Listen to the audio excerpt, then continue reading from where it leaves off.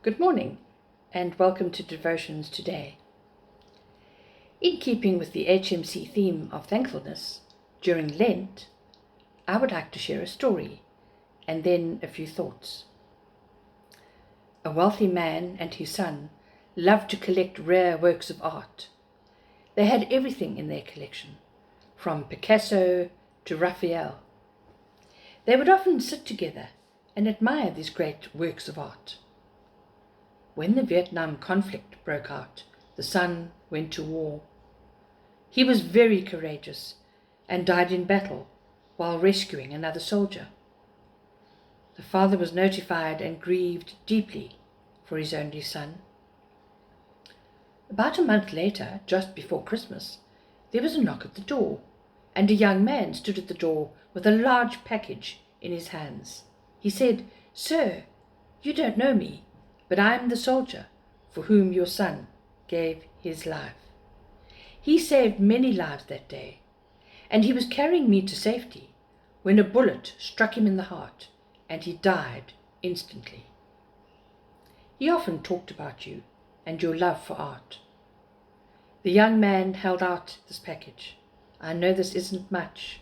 I'm not really a great artist, but I think your son would have wanted you to have this." The father opened the package. It was a portrait of his son, painted by the young man. He stared in awe at the way the soldier had captured the personality of his son in the painting. The father was so drawn to the eyes that his own eyes welled up with tears. He thanked the young man and offered to pay for the painting. "Oh no, sir, I would never take your money, because what your son did for me was everything." The father hung the portrait over the mantel, and every time visitors came to his home, he took them to see the portrait of his son before he showed them any of the other great works that he had collected. Many years later, the man passed away. There was to be a great auction of his paintings, and many influential people gathered, excited about seeing these great paintings and having an opportunity to purchase one for their collection. On the platform sat the painting of the sun. The auctioneer pounded his gavel. "We will start the bidding with this picture of the sun. Who will bid for this picture?" There was silence. Then a voice in the back of the room shouted, "We want to see the famous paintings. Skip this one." But the auctioneer persisted. "Will somebody bid for this painting? Who will start the bidding? £100? £200? Another voice angrily said, "We didn't come to see this painting. We came to see the Van Goghs, the Rembrandts. Get on with the real bids." But still the auctioneer continued, "The sun. Who will take the sun?" Finally, a voice came from the very back of the room. It was the long-time gardener of the man and his son. "I'll give you £10 for this painting." Being a poor man, it was all he could afford. "We have £10. Who will bid 20? "Ah, give it to him for £10. Let's see the masters." The crowd was becoming angry. They didn't want the picture of the sun. They wanted the more worthy investments for their collections. The auctioneer pounded the gavel. "Going once, going twice, sold for £10.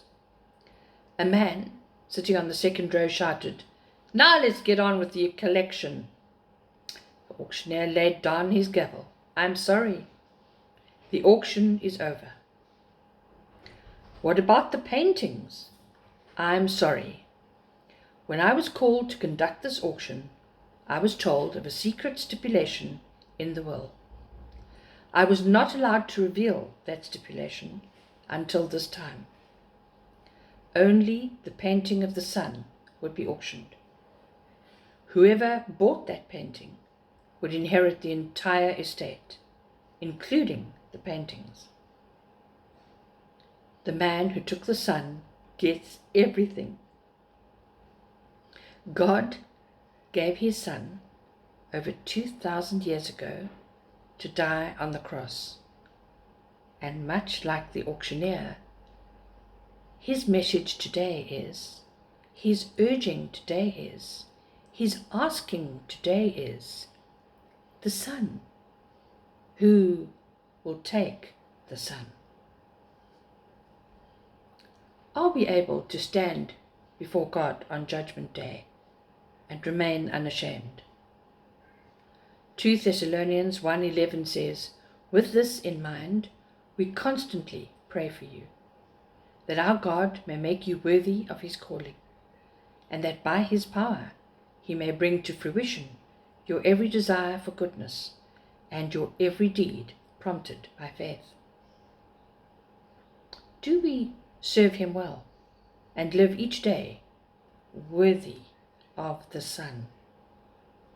1 Thessalonians 5:15-18 says, rejoice always, be steadfast, immovable, pray continually, give thanks in all circumstances.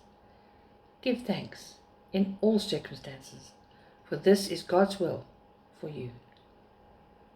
I have chosen a song by Lauren Daigle called First, and in the song she uses two significant, vital phrases. Before I bring my needs, I will bring my heart. Before I lift my cares, I will lift my arms.